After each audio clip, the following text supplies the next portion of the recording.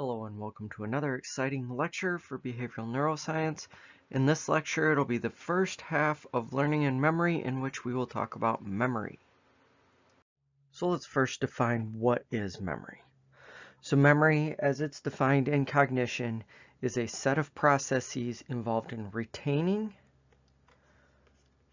retrieving, and using information about stimuli, images, events, ideas, and skills specifically after the original information is no longer present. So it's going to, for it to be memory, it has to be after the original information is no longer present. We're going to look at the different types of memory in a minute, but the information has to be out of immediate perceptual range. And when we're talking about memory, it can be any of a plethora of things, including stimuli, so feelings you've had, smells you've had, things you've seen, images, which relate to stimuli, things you've seen, events that have occurred, ideas that you've thought of. Those, we have memories of things that we have thought of, so ideas that we have, skills that we acquire by doing things. All of these, and when we look at it, we're going to look at, when we talk about events, ideas, then you've got people, places, things, all of those are in there. So all of these make up memory. And the important components then of memory is retaining, retrieving, and using. So retaining being the first one, you need to be able to retain the information. You need to be able to remember it. So retaining or remembering. Retrieving or recalling, you need to be able to recall. So you need to not only be able to put something into memory, but you need to remember it or recall it. And using, which when we talk about working memory, we'll get into more of what using information is, but mentally manipulating that information that is no longer present. The information processing approach in psychology, if you'll recall, we talked about a bunch of different approaches. One of them we talked about was the information processing approach. And this approach is the one that is basically the forefront of a lot of cognitive psych, especially memory. And the information processing approach, if you'll recall, looks at how the brain is like a computer. So what looks at for memory is that there's enough evidence out there that learning and memory tasks are analogous to a computer with ability to systematically convert input to output. So the way we look at the brain when we're looking at memory, we look at it in a very similar way to the way we look at computers. That storing, so what we talked about on the previous slide, we talked about retaining. So that is putting something into memory, storing something in memory. Retrieving, that is pulling something out of memory. And using, that is manipulating the information in RAM or working memory or your CPU. So let's look at these in a little bit more detail. You've got actually 4 different steps, not just 3 or 4 different processes. And you've actually got more than that. The 4 different first ones are just going to be for retaining and retrieving. So first things first, you've got encoding. That is, encoding is pulling information into the system. So this comes through the senses. When information comes through our senses, this is encoding. But that's not the only type of encoding we do. When we are actively thinking about something, we are pulling stuff out of memory. We'll talk about this again in a minute, but we're pulling stuff out of memory and using this as well. Then you've got consolidation. Consolidation is processing and organizing that information in a form suitable for long-term storage. So this is basically, when we talk about consolidating memories, we're talking about basically the memories getting prepped for storage. Then next, you've got storage itself. And this is the act of holding the information in the long-term memory storage. Most of our information we have is in the cortex, it's in neural connections. But the point is that you've got storage is that next component. But we don't end at that because it doesn't matter if we can store all the information in the world. If we can't retrieve it, it doesn't matter. So retrieval is where information is then pulled out of long-term memory for you to think about or contemplate or use later. Okay, there are 3 memory systems. And the newer theorists actually look at it as more than 3, so if you look down below, you see more than 3. First, there is sensory memory. This is the information input coming in. So sensory memory is what I just circled there. And sensory memory is basically the system that holds information as a stimulus from the environment for a fraction of a second. Some of our senses are less than others. It holds it less than others. Our audio memory is actually one of our longest that we have.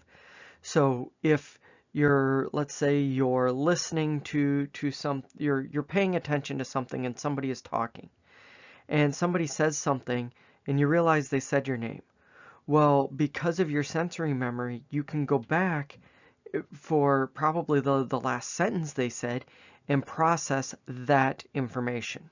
That is because our sensory memory, our audio sensory memory, is a bit longer. It holds it a bit longer. We can go back on things that were just said even if we weren't paying attention. However, most information in sensory memory only lasts for a fraction of a second. The next is short-term memory, and I'll come back to short-term memory in a bit, but short-term memory is 30 seconds to a few minutes.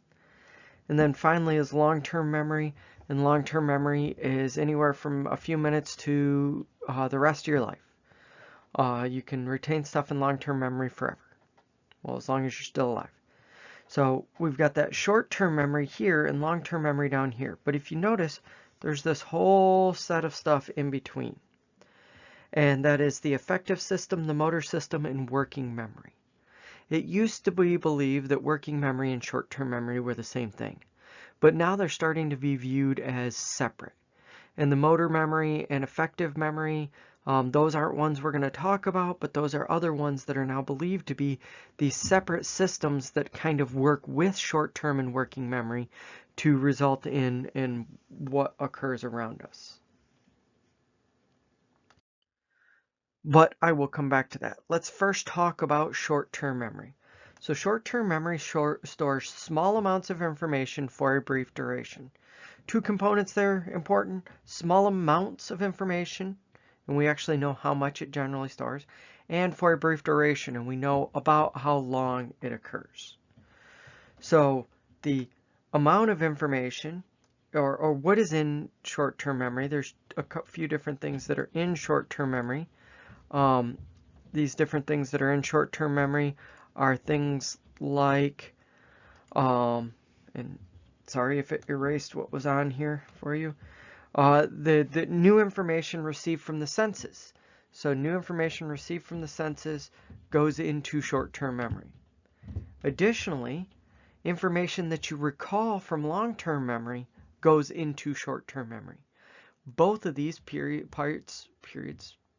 both of these components, both of these pieces of information can be put into short-term memory. Information from sensory memory can go into short-term memory, but also information that was stored in long-term memory can come back to short-term memory. Now, what was I talking about amount of information? Well, the amount of information is about 7 chunks of information. And one thing we know is our short-term memory and our working memory, this is where they overlap, they're about the same. And the same with what we're going to talk about in a second, which is duration. But so it holds about 7 chunks or parts or pieces of information. If I give you 7 numbers, you should be able to remember those.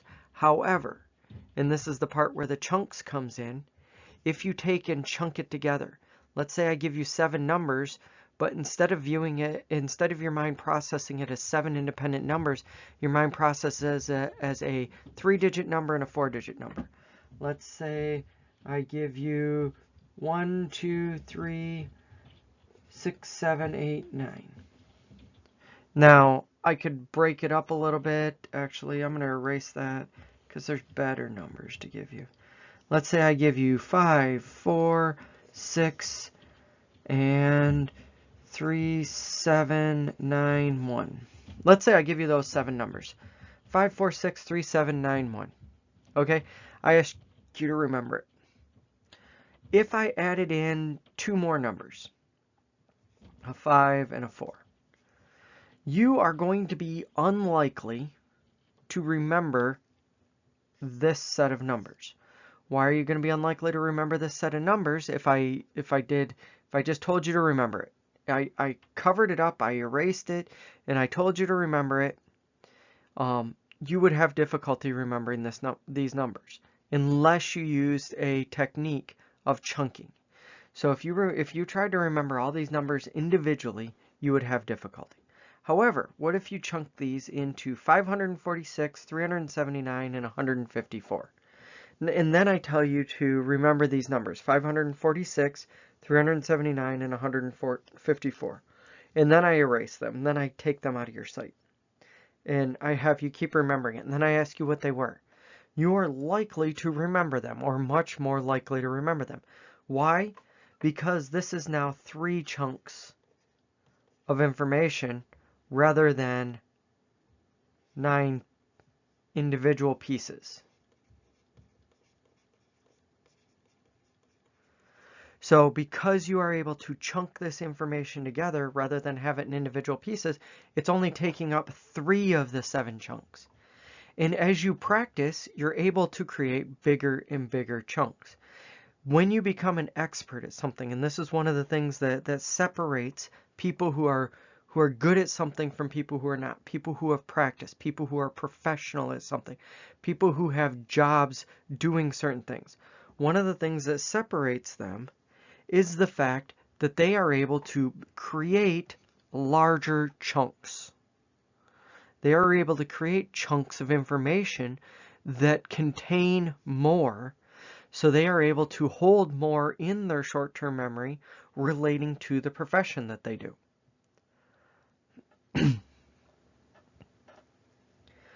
Additionally, our short-term memory, when rehearsal is prevented, so if I do something to prevent you from rehearsing, short-term memory is about 15 to 20 seconds. It is relatively short in duration.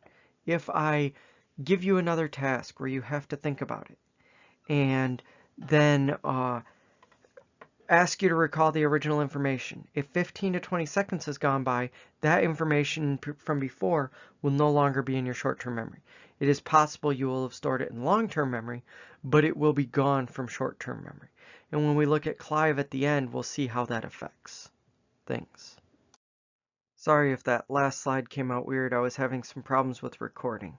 Okay, so we talked about short-term memory, and we looked how short-term memory is this brief duration, small amount of information we've got in it. Well, highly overlapping with short-term memory, and like I said, memory researchers used to think that these were the same thing. Working in short-term memory were the exact same thing. But they're now believed to be separate but highly related systems. So related to short-term memory is working memory. And this is a limited capacity system for temporary storage and manipulation. The big thing here is going to be manipulation. Manipulation of information for complex tasks. So this is like if you're doing math in your head, you're using working memory. If you're trying to solve a problem, if you're trying to do spatial reasoning where you're trying to mentally rotate an object, things like this are happening in working memory, not short-term memory. Whereas short-term memory just holds information for a brief amount of time, working memory is more looking at processing and manipulating the information that occurs during more complex cognition. And again, we use short-term memory and working memory together. Your working memory is essentially manipulating the information that's in your short-term memory. That's why our working memory can't hold more information and it doesn't hold less. Our working memory is just manipulating the information that's in our short-term memory. So when you pull things out of long-term memory, you're pulling it into short-term memory, and then working memory is manipulating it. And at least that's one way to look at it. Now, the next thing we're going to talk about is long-term memory. But before I get there, I want to point something out. Hollywood gets memory wrong almost always. I'll even point it out on the next slide. Let me just go to that slide. So we're going to talk about long-term memory. And long-term memory is memory held in the brain long after encoding that can remain throughout the entire life in normal circumstances, all of this. However, you see here memento. And Hollywood in general does this. They call anytime you've got memory problems, anytime you've got amnesia, things like that, they say it's short-term memory loss, especially if it's temporary amnesia. It's short-term memory loss. No, that is 100% incorrect. It's long-term memory loss. Short-term memory only lasts 2 minutes. If you didn't have short-term memory, you wouldn't be able to function at all just at all, because you wouldn't be able to hold any information in your brain at all. So short-term memory and short-term memory loss isn't what Hollywood's talking about. They're talking about actually long-term memory loss.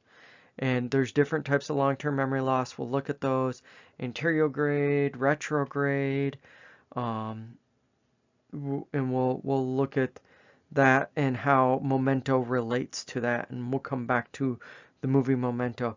If you haven't seen Memento, he still has long-term memories, but he can't form any new long-term memories after a certain point. So that's a type of amnesia that we will come back to. So long-term memory, you can almost view it as an archive of information about past events and knowledge. There is two types of long-term memory. There is memory of events, and there's memory of what's the word I'm looking for? The other word I'm looking for is memory of information, memory of facts. So those are the two types of long-term memory. And we'll actually look at that in a second and how that relates to memory loss, because some people can remember facts, but they can't remember events, and some people can remember events, but they can't remember facts. Long-term memory works closely with working memory, as in we pull things out of long-term memory to manipulate them in working memory. But as I said before, it's believed that you're pulling it out of long-term into short-term and then using working memory on it. The storage can stretch anywhere from 30 seconds and go as far back as one can remember. Most recent memories are more detailed. They're not necessarily the most accurate. And the most detailed memories are not necessarily the most accurate. We'll actually talk about that in just a little bit. So there's two types of memory, as I was saying, or two types of long-term memory. And I was saying memory for facts and memory for events. Well, you can break these down into, now we're going to break it down into 3 categories of memory, because those facts and events actually fall under one of the 2 main categories of long-term memory. So yes, I know I'm being confusing because I keep breaking it down more. But now we're going to look at implicit versus explicit. Implicit, also called procedural memory, involves well-practiced skills. So this is memory for skills.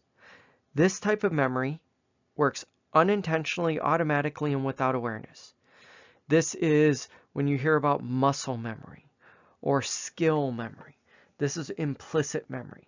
So as you practice something, as you practice a sport, or as you practice doing a job with your hands or anything like that, as you practice playing a video game, things like that, your implicit memory is what is activating. You are basically creating a unconscious, automatic ability to react and act, so you act and react faster to things involving these skills. I've heard it said, sports like to say this, that you need 10,000 repetitions to get perfection.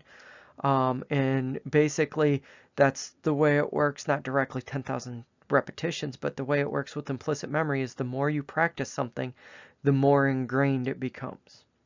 On the other hand, we have what is normally considered long-term memory, and that's explicit memory or declarative memory. This is deliberate, effortful recollection. This is when we are remembering people, places, things, stuff like that. And this breaks down into two parts, somatic and episodic. Somatic is that memory for facts I was talking about. Episodic is the memory for experiences or events. These are all separate systems.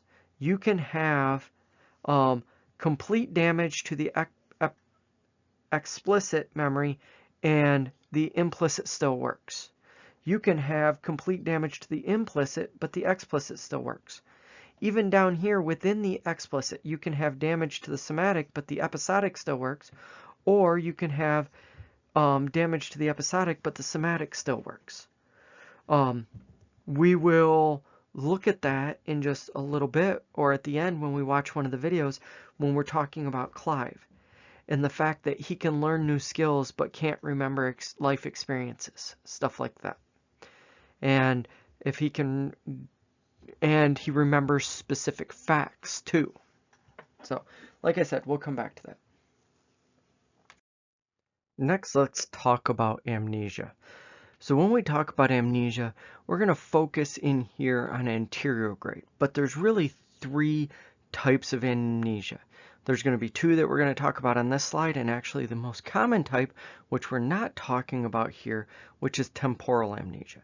So I'm just going to go over that real quick. Temporal amnesia, not to be confused with the temporal lobe. Temporal amnesia is an amnesia for a specific period of time. Typically happens when there's a brain injury of some sort. So if you hit your head and you then lose a period of time, or if you get too drunk and lose a period of time, or whatever else. Basically, what is happening with temporal amnesia is that consolidation is being interrupted. So consolidation of long-term memories is being interrupted so that they don't form. Long-term memory consolidation takes a few hours, or up to a few hours. So if you have let's say you get in an accident and you hit your head, you have a traumatic brain injury, and you can't remember what happened right prior to it, that's because that brain injury interrupted consolidation, and everything that was in the process of being consolidated got interrupted and didn't consolidate. This is why things like electroshock therapy, they mess with or cause temporal amnesia, because electroshock therapy interrupts consolidation of memories. There's a famous example. It's a former president's wife. I can't remember who it is, but she had major depression, and about every 6 months to a year she would go in for electroshock therapy to relieve the depression symptoms. And she got the treatment in the same place every single time. However, she never remembered going to that place, because every time she went there, she got the treatment, and it basically erased about 2 to 3 hours of memory each time. So temporal amnesia is the one we're not talking about. That's something that occurs when, or in a 2 to 3 hour period before the brain damage occurs. And again, things like alcohol can cause this as well when you get blackout drunk. Then there is retrograde amnesia. Retrograde amnesia is things that occur prior to the brain trauma.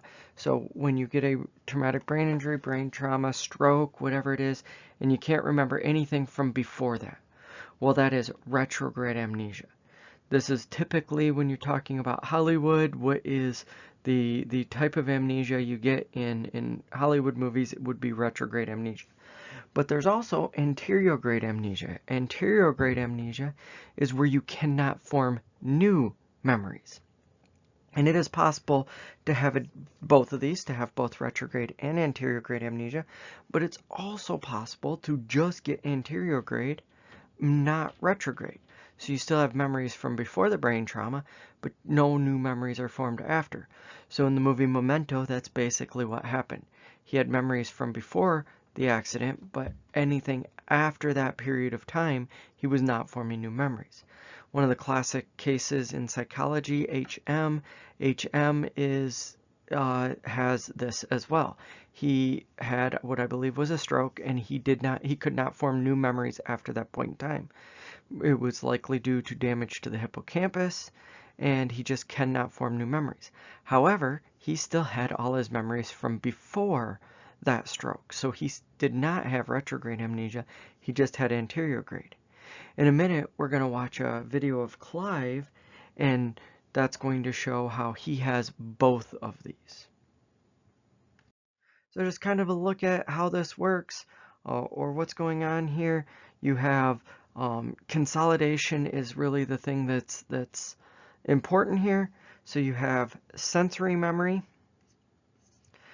That's the information coming in. Then you have short-term and working memory. Then rehearsal will keep things in short-term and working memory. However, consolidation is what transfers it to long-term memory. Now, consolidation starts pretty much instantaneously. It starts, and it's why stuff that I was saying earlier on the previous slide you can still remember, because some consolidation has occurred. However, consolidation hasn't finalized. And that's why, and like I said, consolidation takes a few hours, and that's why you can have that temporal amnesia, that short period of time where you lose memory, because consolidation, even though it starts and it works something you can retrieve right now, it's not finalized, it's not finished until time goes on. Next, let's watch that video of Clive. So let's watch a video on that. It's a pretty long video with a really long build-up. Let me just get this build-up started. It's got about a minute build-up, and it's about a 12-minute video.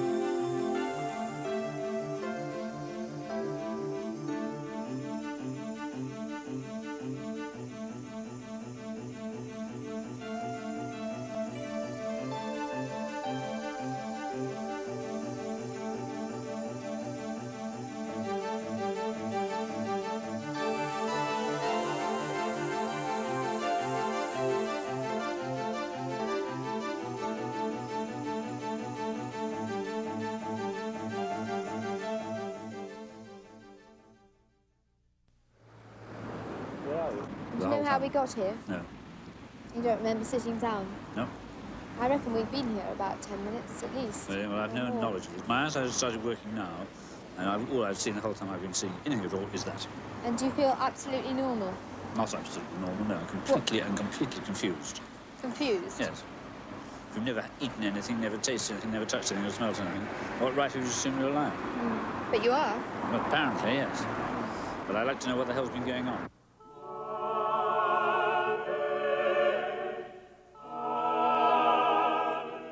Clive was an outstanding musician. He would take his work very, very seriously. At the same time, he loved music so much that he just really threw himself into it totally. Clive was a musician of enormous integrity. He was the world's expert on lassos, one of the 3 or 4 great composers of the Renaissance. And he also worked a great deal in contemporary music and was chorus master of the London Sinfonietta, which was Europe's foremost group. Music flows out of him, whether he's singing or playing or conducting. Clive Waring, through a cruel twist of fortune, shows us how fundamental consciousness and memory are to our lives.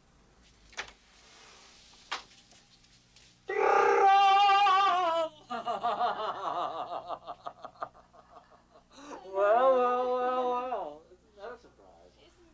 It's a smashing surprise. Why have I not seen you before?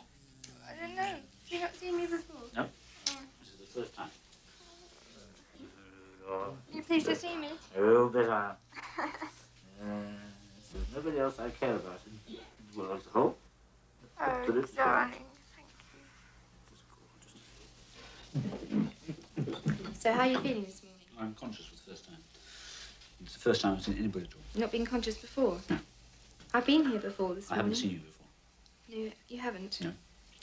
I've not seen anything at all before. Been completely blind the whole time. Mm. No taste at all. This is the first taste I've had. That's the first coffee you've had? Yes.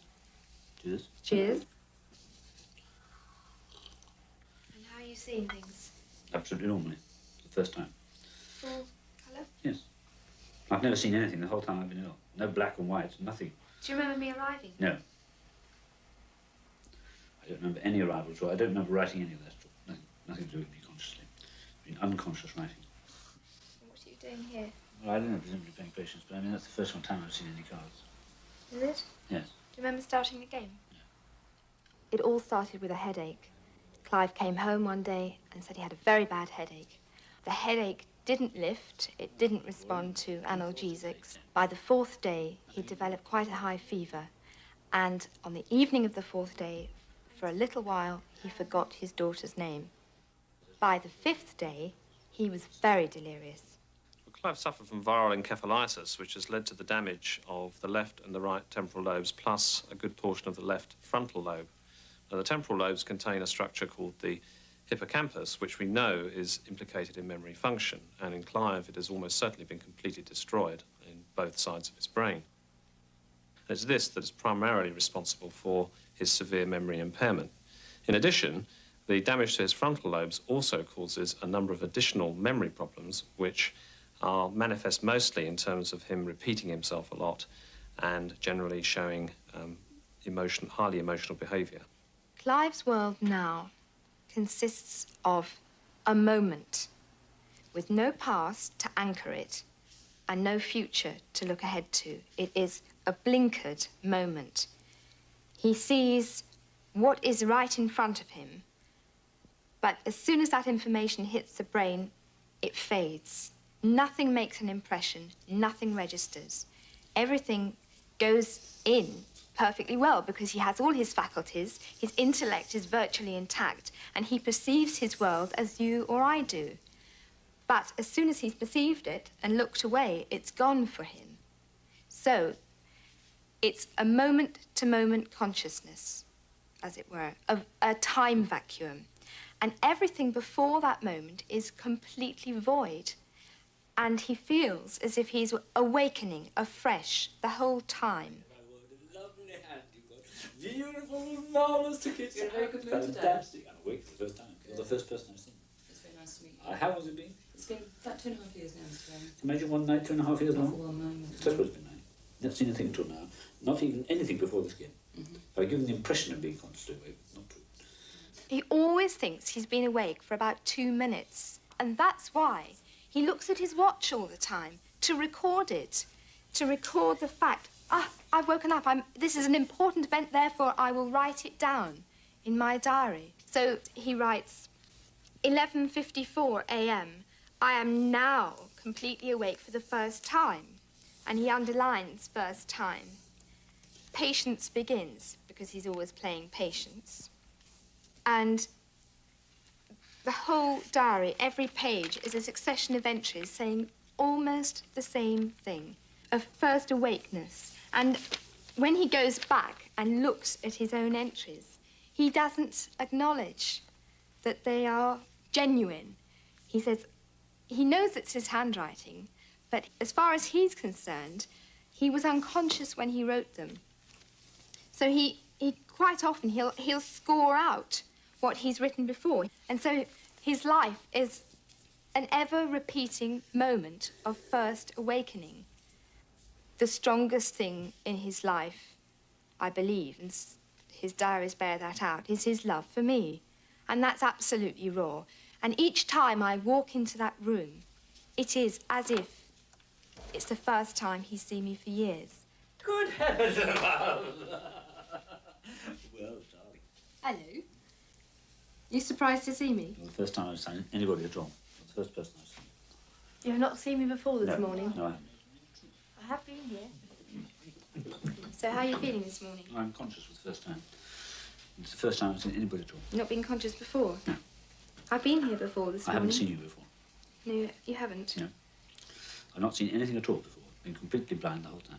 You don't remember me arriving at all? No. No, I don't remember that you arrived from here at all. No. No idea at all. But do you know who I am? Or do you kiss all women like that? I, of course, you know I love you. I don't kiss anybody Yes, else. I do know. I do know. You've written it all over your diary. Look. What? I bet you that if I look to see what you've written... No, you haven't mentioned me on that page. No. You've mentioned me on this page. My first thought, I adore Deborah for eternity. That's right. People's entries in the diary are rubbish. What does that mean? I've no idea. Did you write that? I've no conscious knowledge of it at all, no. You're showing it me now for the first time. But is it your handwriting? Yes, it is. But I know nothing about it at all. So how do you think it got there? I don't. I presume the doctors don't know. But you must... No, I haven't. You listen to me, please, for heaven's sake. When I say no, I mean exactly that. I haven't seen the book at all till now. No, all I'm saying... No, that means I haven't seen it, I have no knowledge of it at all. That's all. There's no knowledge of that book at all. It's entirely new to me. But I'm only So saying... just use your intelligence and let's have a comment which is intelligent. But you've put... Who would put that apart I don't know, from but you? no. Oh, for heaven's sake, use your intelligence, for heaven's sake. I haven't read the bloody thing. Well, use your intelligence. Clive gets extraordinarily angry, and who wouldn't? Because here you're not dealing with somebody who is demented, who is oblivious, who is gaga. You are dealing with a perfectly lucid, highly intelligent man who has been robbed of knowledge of his own life, and he feels deeply humiliated to be put in that position. Very, very frustrated that he can't grasp what's wrong with him, because even as you're telling him, he's forgetting the previous sentence. Clive has lost a form of memory which probably distinguishes human beings perhaps from all other animals. He's lost the highest form of memory, the form of memory that enables you to relate yourself to the past and project yourself into the future. So, in a sense, he feels like a man adrift. Well, as far as I'm concerned, I haven't heard a note of music, seen any music, had any contact with music at all. You're still a very good conductor and a very, very good player. And you still sing with a beautiful voice. It was completely unknown to me. Do you think if you sat down at the I organ... dread to think. That's a private thing for me. I don't know what will happen, do I? I know, because I've heard you. And you play beautifully, still. I haven't heard a note of music. 1, 2, 3, 4.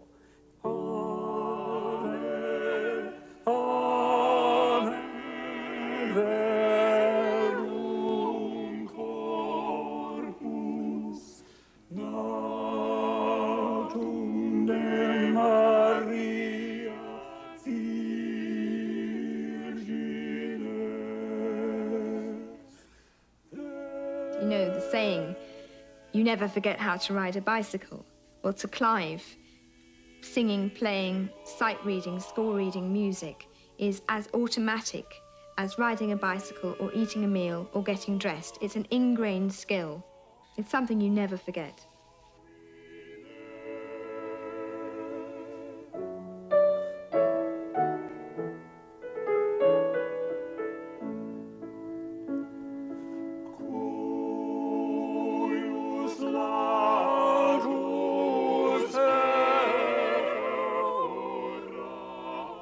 When Clive finishes a piece, the reason he almost always goes into that sort of belching, choking, fitting convulsion is because the moment the music stops, he's let down out of what was a sort of safety net for him. And suddenly he's lost again.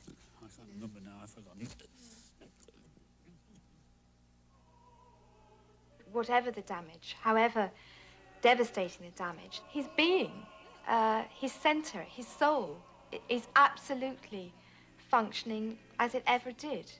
The very fact that he is so despairing, so much in anguish, so angry, so much in love with me, those are all real human passions.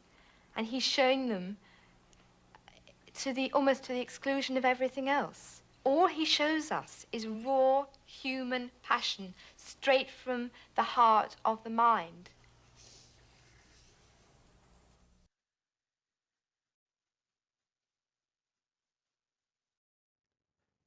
So interesting video. One of the main takeaways I want you to get from that video though is that even though he had lost his episodic memory, he had no episodic memories and he could not form new episodic memories, he did still have memory. He remembered who his wife was, even if he'd never remembered meeting her. There's another video where his sister comes to visit him after 5 years of not seeing him, and he recognizes her right away. He knows who his sister is. He remembers how to play the piano, so his implicit memory was definitely still intact, his procedural memory, because he could still perform skills. He could still play the piano. He could still read sheet music. Interestingly enough, he could still form new procedural memory. It isn't as classic with him, but one of the classic things that happened with HM, he also couldn't form new memories, is that they started giving him a task. It's a learning task, and it's one where full images are visible, and then they ask the person, okay, what is this? And it's typically animals. Let's use an elephant as an example. One of them's an elephant. And then they'll have another picture with most of the picture there. There's just some of the lines are erased. Some of the lines are partially erased. And that's what this is. Well, it's pretty obvious it's still an elephant. And they keep doing that successively with fewer and fewer lines to the point where you get a picture that's just 5 or 6 lines, 5 or 6 small lines. And if I showed you that picture first, you wouldn't be able to recognize what it is. However, if I trained you on it and did it with fewer and fewer and fewer over and over and over again over days, weeks, stuff like that, by the end you would be able to recognize what it is just based on those few lines. Well, someone without the ability to form memories, you would think that they wouldn't be able to then know what it is because they've never seen it. They cannot remember any of the intermediate steps. However, when they do this with people who have anterior grade amnesia, what they actually find is that they learn the skill and they can recognize the one that just has a few dashes. They have no idea how they can recognize it. They have no idea how they can tell that it's an elephant from just a few little lines on a page. However, they can do it because they've learned this implicit skill. So they still have the ability for procedural memory. And to an extent, they still have the ability to form semantic memories or memories for facts. So they can be taught new facts. However, they've got no episodic memory, and since episodic and semantic memory have a big overlap, they do tend to have trouble with their semantic memory as well. So it's more difficult for them to learn new facts.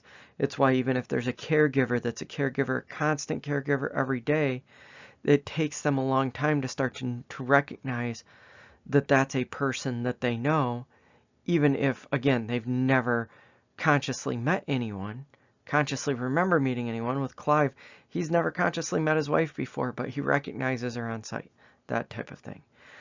When it comes to learning abilities, which will be in the next lecture, there's 4 different types of learning abilities, and those with anterior grade amnesia still have 3 of the 4 major types of learning: perceptual, stimulus response, and motor learning. But that's something we'll talk about in the next set of slides next week. People with amnesia, they can learn to perform new tasks. They don't have to remember having learned them.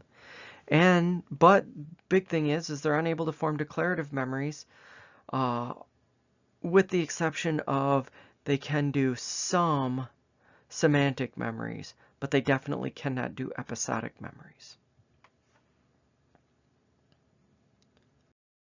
The last type of memory we'll talk about is spatial memory. Cognition doesn't talk about this as much, but spatial memory is going to be basically your ability to navigate. So your ability to navigate from one place to another. So if there's 2 different types of strategies for navigation, the first type is spatial strategy. Spatial strategy is if I ask you in what direction something is, you can point the direction it is. If we're, let's say, in a classroom in Asaba Hall, I can ask you in what direction is the nearest bathroom. You could point directly at the bathroom. Then there's response strategy, And response strategy is basically the type of strategy where you, instead of pointing in a direction, you're like, okay, well, you have to go outside the room, you have to take a right, you have to go down a hall, and then take a right, and then it's there in front of you. That is response strategy. The thing is these use different regions of the brain. So spatial strategy is used by the hippocampus. Response strategy is used by the caudate nucleus. People with damage to spatial memory, spatial reasoning, can still remember some consolidated memories, and they can still do a type of navigation, but it has to be response strategy navigation. Interestingly enough, there's an inverse in the two of these, meaning the better you are at one, the worse you tend to be at the other. So those who are doing a response strategy, so we're going to look at just the response strategy, those with more relative volume of gray matter in the caudate nucleus, so that are higher up here, tend to have fewer response strategy errors. However, those with more relative volume of gray matter in the hippocampus, which is going to be up here, tend to actually have more errors. So it's almost like if you're good at one, you're going to be worse at the other. It's not a complete one-to-one there, but there is this inverse. If you're better at one of the strategies, you tend to be worse at the other, and it tends to be due to which region of the brain is more developed, bigger, the caudate nucleus or the hippocampus. Okay, so that's all I have on memory. In the next lecture, we're going to talk about learning. So we're going to look at how new information is acquired rather than just how information is remembered, how the process by which experience changes the nervous system and behavior. And we'll still be using that information processing model. And the 4 types of learning that we will look at, and this is just a preview of that, is going to be stimulus response learning, motor learning, perceptual learning, and relational learning, and we'll go into detail on each of those types of learning. We'll look at things like how classical conditioning and operant conditioning work, and how those types of learning basically fall into these categories. Thanks, come on back.